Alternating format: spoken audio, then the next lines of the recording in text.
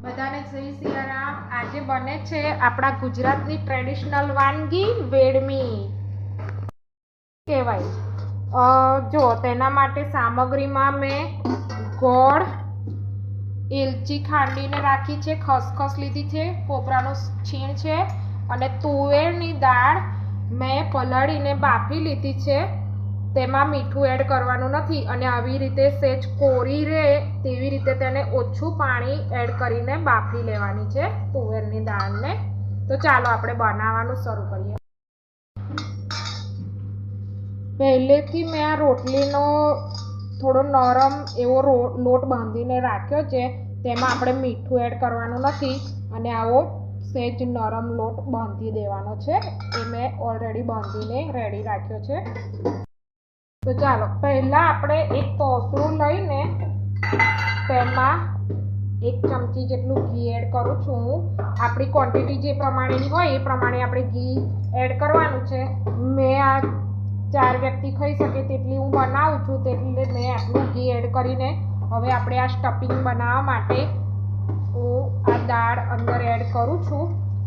તોસરામાં લઈ લેવાની છે દાળને,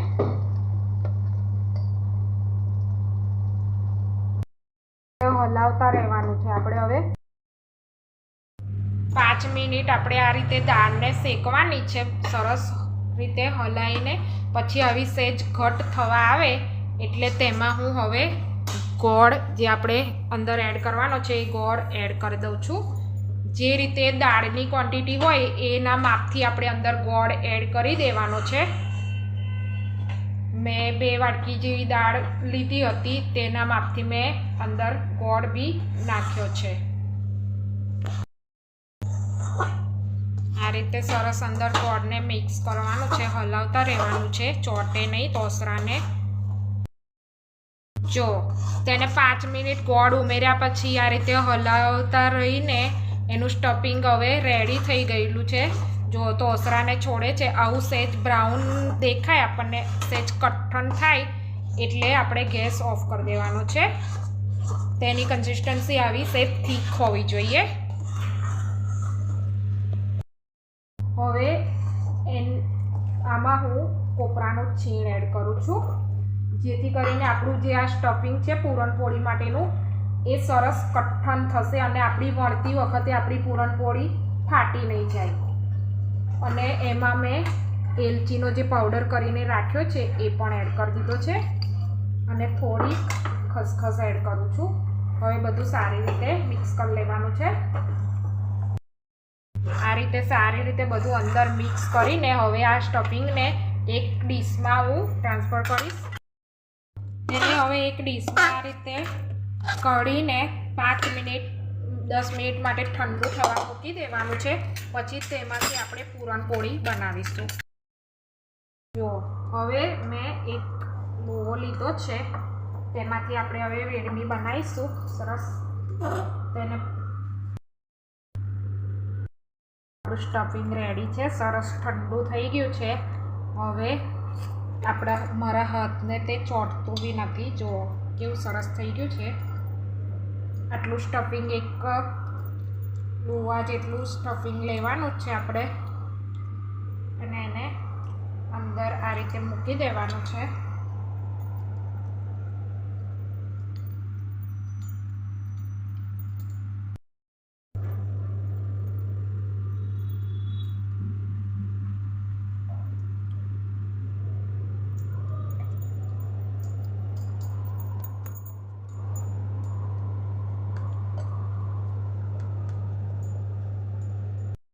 હવે અંદર આ રીતે સ્ટફિંગ ભરીને તેને આપણે રોટલી આ રીતે વણી લેવાની છે। આ વેડમી વણીને રેડી છે। હવે હું તેને તવા પર થોડું ઘી લગાવીશ અને શેકી લઈશ।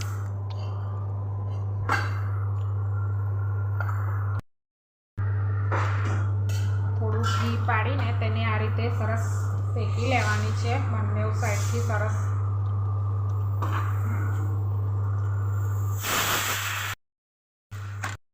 રેડી થઈ ગઈ છે વેડમી, તેને હવે હું લઈ લઈશ।